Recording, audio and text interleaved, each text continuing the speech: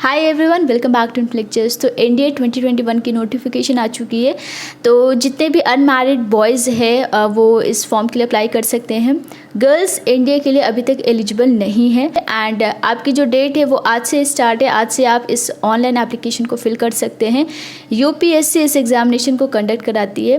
तो एग्ज़ाम तो हार्ड होता ही है, तो उसके लिए आपको अच्छे से प्रिपरेशन करनी होगी। तो अब से ही आप प्रिपरेशन स्टार्ट कर सकते हैं क्योंकि आपका फाइनल डेट आ चुका है एग्ज़ामिनेशन का।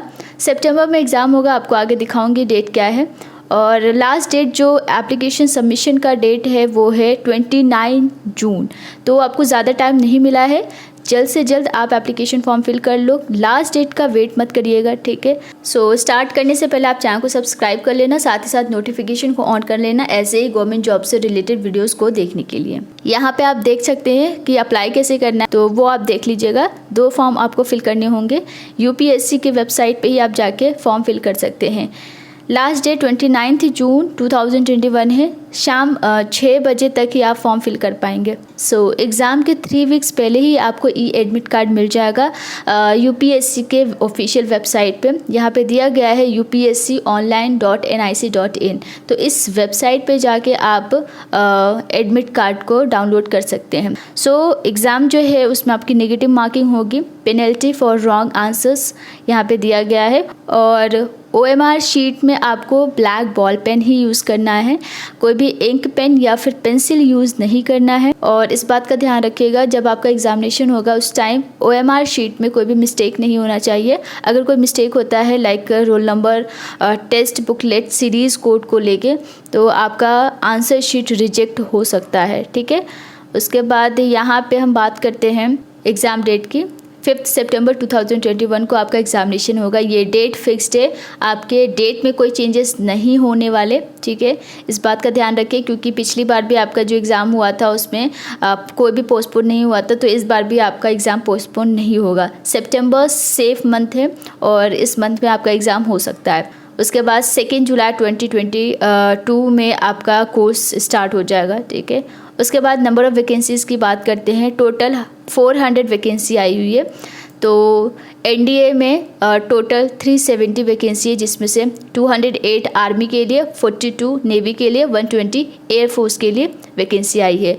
नेवल अकेडमी के लिए 30 नंबर ऑफ़ वैकेंसीज़ हैं। सेंटर ऑफ एग्ज़ामिनेशन की बात करते हैं तो यहाँ पे आप देख सकते हैं इन जगह पे आपका एग्ज़ामिनेशन होगा। तो आप अपने अकॉर्डिंग जो भी आपका सेंटर पास पड़ रहा है उसे आपको सेलेक्ट करना होगा जब आप फॉर्म फिल करोगे। कंडीशंस ऑफ एलिजिबिलिटी क्या है? जो पहली चीज़ है वो है नेशनैलिटी, आप इंडिया के सिटीज़न होने चाहिए। बाकी आप जिस भी रीजन से बिलोंग करते हैं लाइक नेपाल, पाकिस्तान, आप इस चीज़ को एक बार रीड कर लीजिएगा। उसके बाद आता है एज लिमिट। एज लिमिट के लिए यहाँ पे डेट्स दी गई हैं। इन डेट्स के बीच आपकी डेट ऑफ बर्थ है तो आप एलिजिबल हो। तो 2 जनवरी 2003 टू 1 जनवरी 2006 के बीच आपकी डेट ऑफ बर्थ होनी चाहिए। और अनमैरिड मेल कैंडिडेट ही इस फॉर्म के लिए अप्लाई कर सकते हैं। और आपकी जो डेट ऑफ बर्थ है वो आपके मेट्रिकुलेशन या सेकेंडरी स्कूल लिविंग सर्टिफिकेट में मेंशन होना चाहिए, वही आपका डेट ऑफ बर्थ वैलिड होगा। तो फॉर्म को आप अच्छे से फिल कीजिएगा, बहुत केयरफुली, कोई भी मिस्टेक नहीं होना चाहिए। कोई भी ऐसी इन्फॉर्मेशन आप मत डालिए जो भी आपके सर्टिफिकेट 10th और 12th के सर्टिफिकेट में ना हो, राइट। एजुकेशनल क्वालिफ़िकेशंस की बात करें तो यहाँ पे 2 चीज़ें हैं। पहला है आपका आर्मी विंग के लिए अगर बात करें तो इसमें कोई भी अप्लाई कर सकता है 12th पास। अगर आपका 12th हो चुका है या फिर अभी आप 12th में हो, अपीयरिंग कैंडिडेट भी अप्लाई कर सकते हैं, ठीक है। तो इंडियन आर्मी के लिए कोई भी कैंडिडेट अप्लाई कर सकता है। आपका 12th नॉन साइंस बैकग्राउंड से आप बिलोंग करते तो भी आप अप्लाई कर पाएंगे।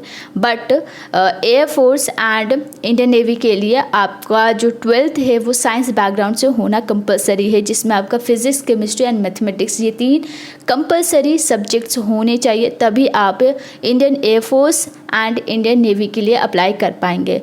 एप्लीकेशन फ़ी कितनी है? तो ST SC के लिए कोई भी एप्लीकेशन फ़ी नहीं है। बाकी जनरल OBC के लिए 100 रुपीज़ एप्लीकेशन फ़ी है। तो इसे बाय कैश या फिर by net banking facility of state bank of India के थ्रू आप पेमेंट कर सकते हैं, या फिर आप वीज़ा, मास्टर कार्ड, रुपए, क्रेडिट, डेबिट कार्ड यूज़ कर सकते हैं। एग्जामिनेशन पैटर्न क्या है? इसमें 2 ही पेपर होंगे आपके, mathematics and general ability test.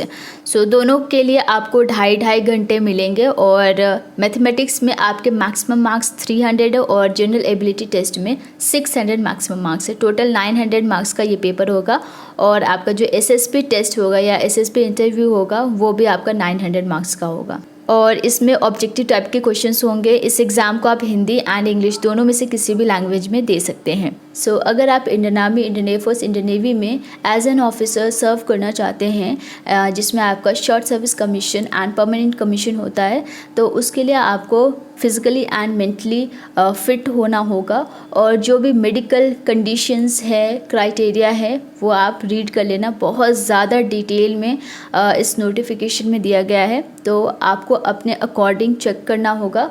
तो अब आपको अपनी प्रिपरेशन अच्छे से स्टार्ट कर देनी है क्योंकि आपको रिज़ल्ट का वेट नहीं करना है। वैसे भी आपके 12th का स्ट्रीम मैटर करता है, यहाँ पे कोई भी परसेंटेज का क्राइटेरिया नहीं है, तो उसके बेसिस पे आपको प्रिपरेशन स्टार्ट कर देनी है। आज के लिए बस इतना ही। Thank you so much and take care.